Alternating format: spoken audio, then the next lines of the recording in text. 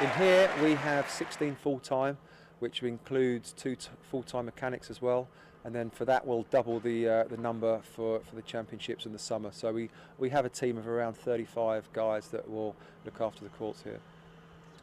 We are a private members club, so because of that we have tournaments that run from May all the way through to September, with obviously the championship squashed in between. So it's a very full-on year for us. For us, it's a 24/7, 365-day-a-year job for us. As soon as the championship finishes from one year, we are then planning, ready for the next one. Trattandosi di un club privato, come si fa a diventare membri? Yeah, it's quite simple. You win 7 tennis matches and you become ladies or gents singles champion, and then you get, generally speaking, you're invited to become a member of the club. For the rest of us mortals, it's a bit more tricky, and usually it's like most clubs, you have to sort of know someone and then they put you forward, and then you get a recommendation. Ma qual è il lavoro che sta dietro la preparazione dei campi in erba più famosi al mondo? Pretty much, we start from scratch every year, so we'll shave it off.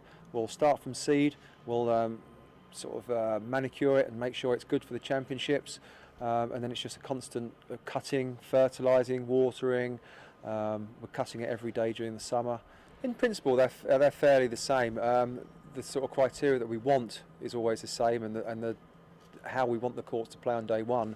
You know, we need to get all the courts exactly the same, but the slight management variations between the 4 stadium courts and the outside courts, and I think that the true skill of the groundsman is to make sure that even though you have different microclimates, is to actually bring the courts together at the same time. So if, for instance, Andy Murray is practicing out on court 22 an hour before coming onto centre court, they should be playing exactly the same, and that's kind of what our ultimate goal is. Durante la scorsa edizione ci sono stati parecchi giocatori che sono scivolati e si sono infortunati. Cosa è cambiato nella preparazione dei campi? No, I mean, you know, we haven't done anything different in the last sort of 4 or 5 years to our courts. The pre-Wimbledon preparation was the same as it has been in previous years. The data that we have, the independent verified data, showed that the courts were no different. I think what you'll find is that at the start of the tournament we normally have to have a certain amount of moisture in the plant for it to be able to survive the championship. So you'll tend to find that in the early rounds the courts can be a little bit lush, and then as the tournament goes on, the courts dry out, and sometimes it can catch a player out, and sometimes if they for whatever reason, if they haven't prepared on grass, and sometimes they can slip. I giocatori però affermano che l'erba non è più quella di una volta. C'è chi dice per un taglio più alto. È forse vero?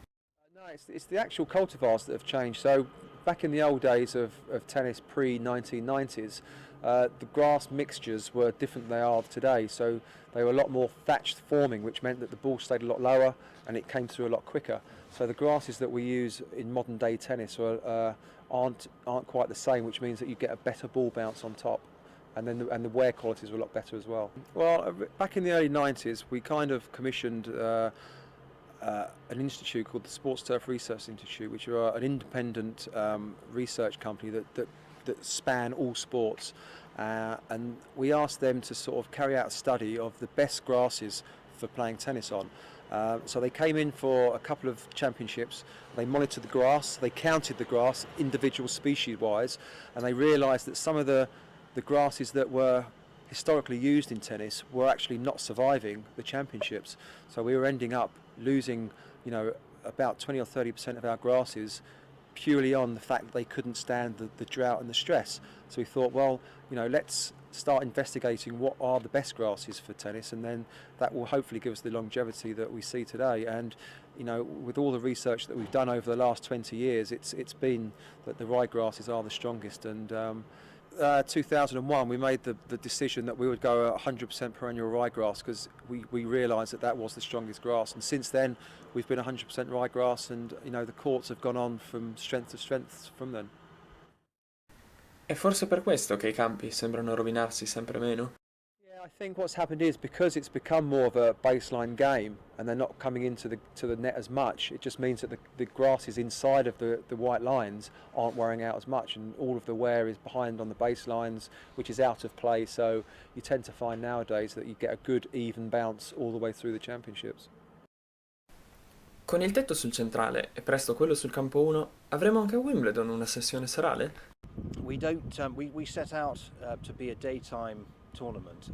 We don't want night sessions, but as in separate night sessions, such as those other tournaments with a roof, because our chief problem with that, aside from the fact that we're in a residential area and that wouldn't go down very well, and the second point is that the court, being grass and a natural living surface, needs time to recover. If we're playing on it 15 hours a day, it just won't make it through the tournament. So there is every good reason to stick to the format at the moment. What that does give us is gives us flexibility to use. We can play till 11 o'clock at night if we need to, either for rain or bad light. If anything, the grass actually survives better because we can control the climate. So once we close the roof, we can actually control the temperature and the humidity. So part of the design is to get the temperature and the humidity to the optimum temperature that would actually make the grass not sweat or be under stress. So if anything, the more the roof's on, the better centre court will be. The problem being that every time the roof's on, it means it's raining outside, so it means the outside courts aren't getting played on and we're getting behind. So it's a bit of a catch-22 really. È innegabile che anche a Wimbledon ci siano stati cambiamenti, eppure il senso della tradizione è sempre molto forte. Come si conciliano le due cose? I think the great thing about Wimbledon is it's a sort of ability to. It's a bit chameleon-like. It moves and it changes, but it changes sometimes imperceptibly. So we like tradition because tradition gives us a certain uniqueness. So if you turn on your television in, I don't know, somewhere out in the Far East or somewhere around the world, and you see white clothing, green courts, if you've heard of Wimbledon, that's pretty well what you're going to think it is. There's no real other tournament that has the same feel and has the same look. But we're not wedded to tradition, I think, for tradition's sake. I think if you do that, you stand still, and we're not in the business of standing still. A prime example would be the centre court roof. So there's a 1922 stadium, still looks like a 1922 stadium.